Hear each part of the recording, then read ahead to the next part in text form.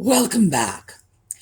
Well, today we are continuing with the Bedford post-holiday shopping trip, where I was able to get a lot of interesting things on sale. Very emotionally needy cat. He's been jumping into my lap and jumping out like again and again and again. Not sure, I'm paying attention. Not sure what's going on, but needy cat. So, we will get started when we come back.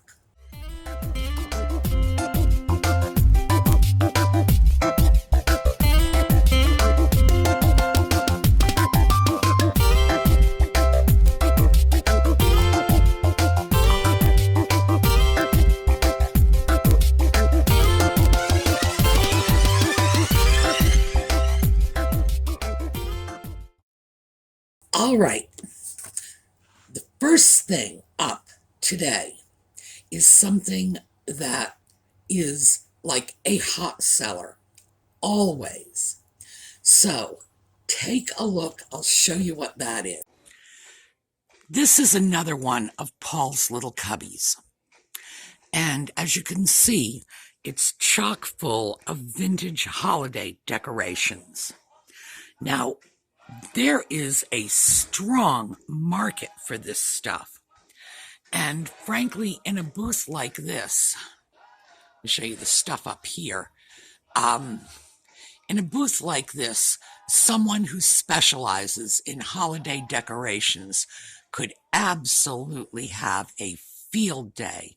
Some of these things are just amazing. That's right. Vintage Christmas decorations.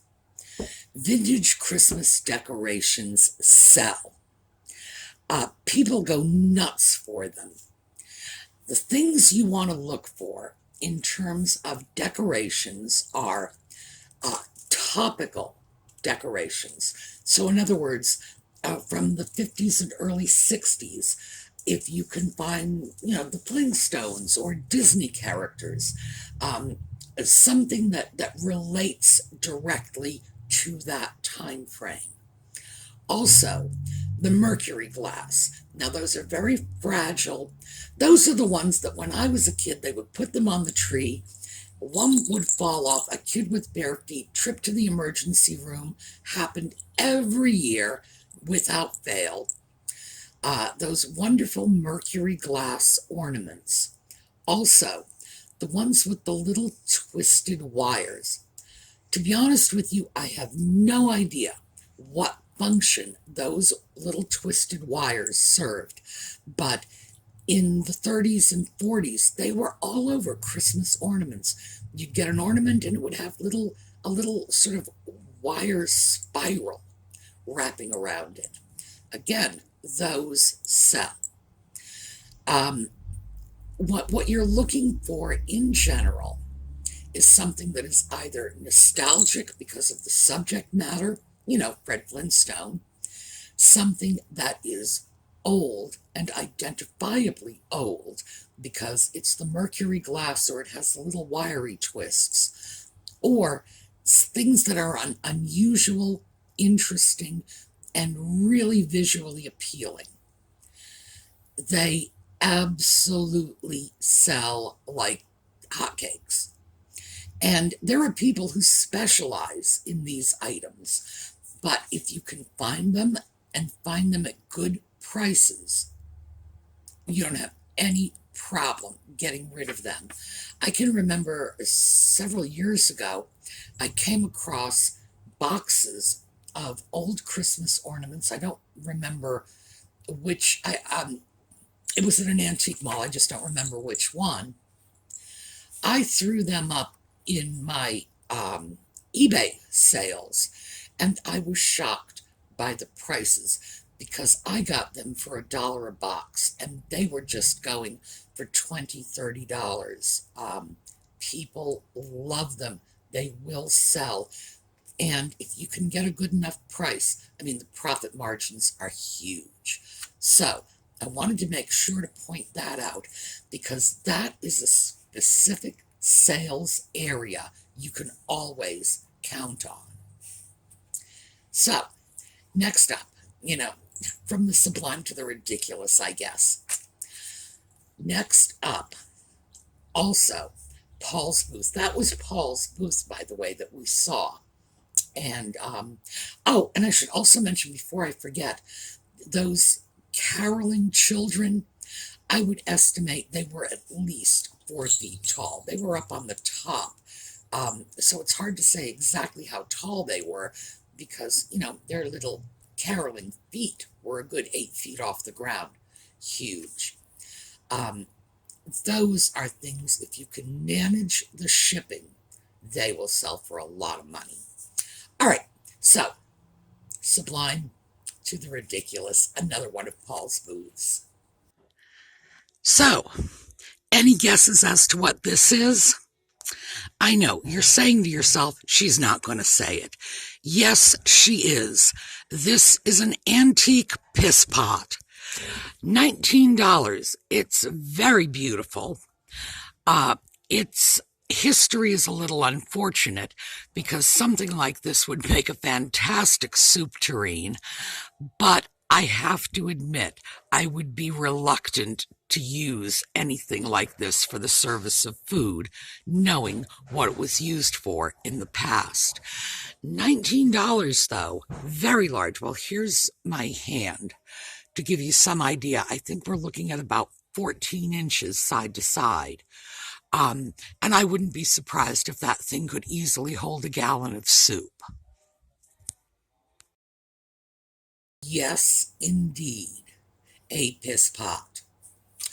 By the way, there is a reason I will use that term. For one thing, it's in the Bible. Nobody gets to complain about it. But chamber pot, which is usually the euphemistic way of describing it, doesn't really have a lot of meaning for people unless they have some knowledge of historical terms. Those items can be amazingly attractive. I think you'll agree that, if that handle wasn't on it and I said, oh, look, soup tureen, you probably wouldn't have batted an eyelash. They are lovely pieces. I mean, this one had like flowers and whatever else on it. And now, people with more courage than I have could easily buy a piece like that, clean it out. And I'm not saying it can't be cleaned out. Of course it can be cleaned out. You wipe it down with bleach, and whatever happened in it 100 years ago is long gone. I'm just a little squeamish about these things. I don't see any reason in the world why you couldn't take a really attractive pot like that and use it as a soup tureen or a vegetable tureen or whatever. And quite frankly, with that nice big handle, probably makes carrying it to the table very easy. That, too, is an area of specialization for some dealers and some collectors.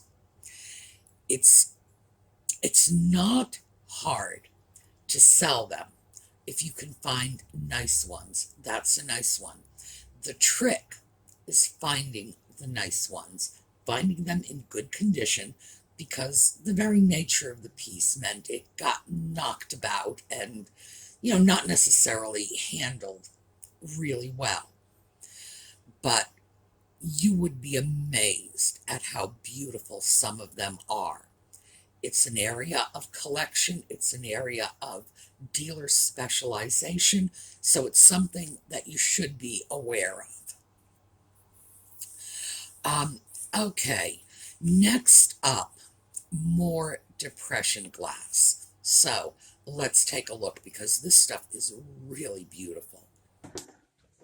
So I found some more depression glass on the other side of the second floor.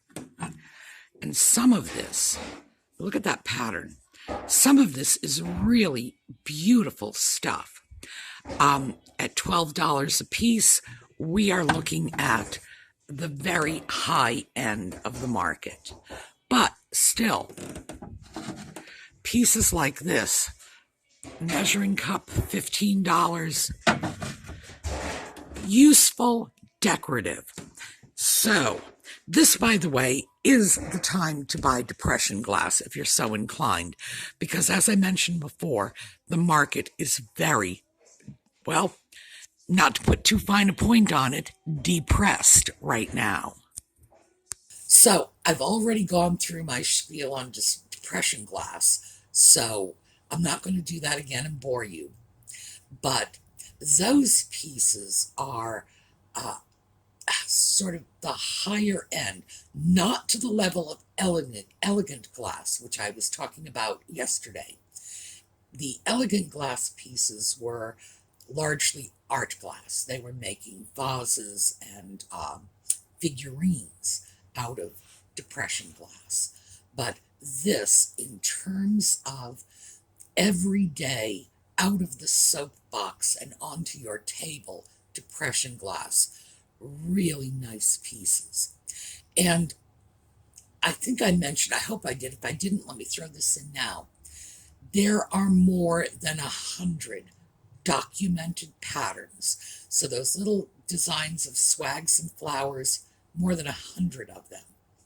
And if you have patience, you take your piece of depression glass, you go online, and you start comparing pictures, and you will be able to identify it. The resources are out there. But absolutely, if you are a depression glass collector, you probably already know all about this, how many patterns there are. And patterns were associated with certain manufacturers and so on, just as in any other sort of field of glassware or china. But I did want you to see some very nice pieces.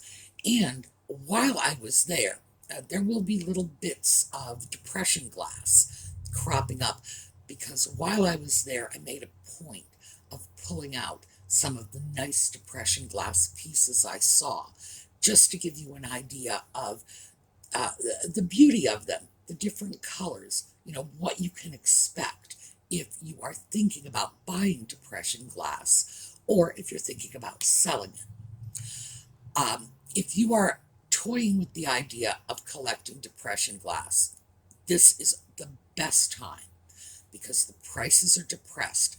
It's a buyer's market right now. Probably not in places like antique shops, although, to be fair, perhaps you will remember a couple of weeks ago, I got two very nice depression glass, uranium glass, in fact, sherbet cups, and total price two 100-year-old sherbet cups, $3. So at $1.50 each, believe me, there is room to buy now, use them, have fun with them, display them, enjoy them, and then the market will pick up again. So if you get tired of them, you're going to be able to turn them for a profit. All right, next up, Paul's. Second floor, Paul has cubbies everywhere. So you go from one booth back to Paul's cubby, another booth, here's Paul's cubby across the aisle. And this time it was a very interesting little piece. So take a look. We are back to another of Paul's cubbies. And I found this. This is a geisha-ware candy dish, and it's $6, very good condition, and very nicely painted. So this is one of the pieces that doesn't look like it was painted by a 4-year-old. Definitely coming home with me. Now, that was a pretty dish, and one of the things that I have discussed in the past, so I'm just going to throw it out there as a reminder, the border colors on geisha ware. Some were more popular, more common than others. So that sort of rusty red color was probably the most common color. Then you see green, blue, I have seen black. So Blue is one of the least common colors, so that made that an especially nice little find because it's a well-executed piece of geisha ware. Doesn't look like it was painted by somebody's, drunk 4-year-old nephew. Not that 4-year-olds should be drinking, but believe me, sometimes you look at those pieces and you wonder. Nicely executed, and it had the blue rim. So that was definitely a good piece, a good buy, and I was glad to come across it. And by the way, I came across it in the same cabinet where I guess a month ago I had come up with that beautiful reticulated teal plate. Well, the plate was actually off-white, but it had teal flowers around the edge, and it was reticulated. It was beautiful, and it was tucked in the back. Same cabinet, because Paul changes his stock frequently. And the noises that you hear in the background while I was filming in this area at that time was Paul changing his stock. So, yes, he takes stuff out, puts stuff in. There's always a big turnover, and I love that. All right, next up, Paul again. Take a look. Well, this is a mid-century figural lamp. It's dancers. That pink and black combination is so mid-century. This looks like it would be a quick and easy restoration project. The socket and saddle, this is the saddle for the lamp harp, are new, but the wiring looks old. So I would have to say that in addition to a paint job, it probably needs to be rewired. $23. But again, we're talking figural lamps, and as I've mentioned, they sell. So I think this is going to come home with me. So we had just gotten through taking a look at figural lamps. And this is not the same style of figural lamps as, those wonderful, Nubian harem girls or the elves or the dancers or whatever. It's another style of figural lamp, but they're figural lamps nonetheless. And they are going to need work. The paint's going to need to be touched up. And we may do that as a project if you're interested in how you can, as a non-artist here, touch up a lamp that has worn paint. Absolutely. I'm going to do it to the lamp. If you want to see the process, let me know. We'll do it as a project video. A lamp like that, especially because it's pink and black, those just strong 1950s colors. Elvis Presley, remember that? That was all he wore in the 50s, was pink and black. It will end up really screaming 50s when it's done. I need to get the right shade for it, but a piece like that, I might actually just go off and get a custom shade. I don't know. I have to think about it. I would prefer to get a genuine vintage shade rather than a custom shade, which would be a modern shade made in the 50s style with parchment paper and so on. Something nice and atomic. But I have to think about it because a piece like that, it's probably worth it to get a very nice shade. But I don't know. Not sure I'm going to spend that kind of money, number one. And I will try to get an older shade if I can. But it's a question of finding something that will go well with the lamp. Yes, it was higher than I usually pay for lamps, but figural, and they sell for more. So I was willing to pay more for it. And despite the fact that it needs some touch-up painting, There were no cracks, there were no nicks, no ends chipped off, nothing like that. And that's really an important consideration in these lamps, because your buyers are going to want something that they can take out of the box, set on the table, and plug into the wall. That's what people look for. They look for, just move-in condition, as they say in the real estate trade.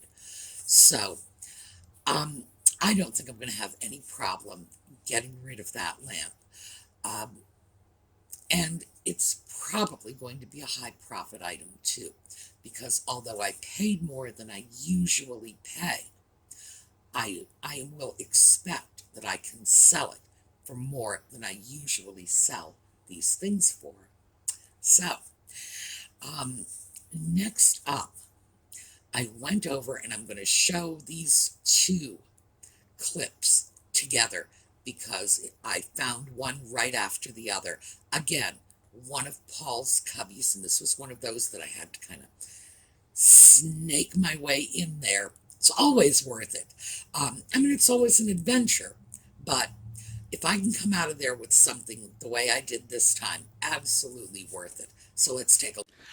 Well, a little farther back in the cubby, we have here for $6 a little occupied Japan planter in the shape of a rooster. And it appears to be in very good condition. I think we've got a little chip here at the back, but that could be dirt. Here, I don't know. We'll have to take it home and poke at it and see if it comes off. But yeah, this is definitely coming home with me. And right above our little rooster planter is this, another occupied Japan piece, a planter, huge and frankly very beautiful in my opinion. $9. Oh yeah, I don't even need to think about this.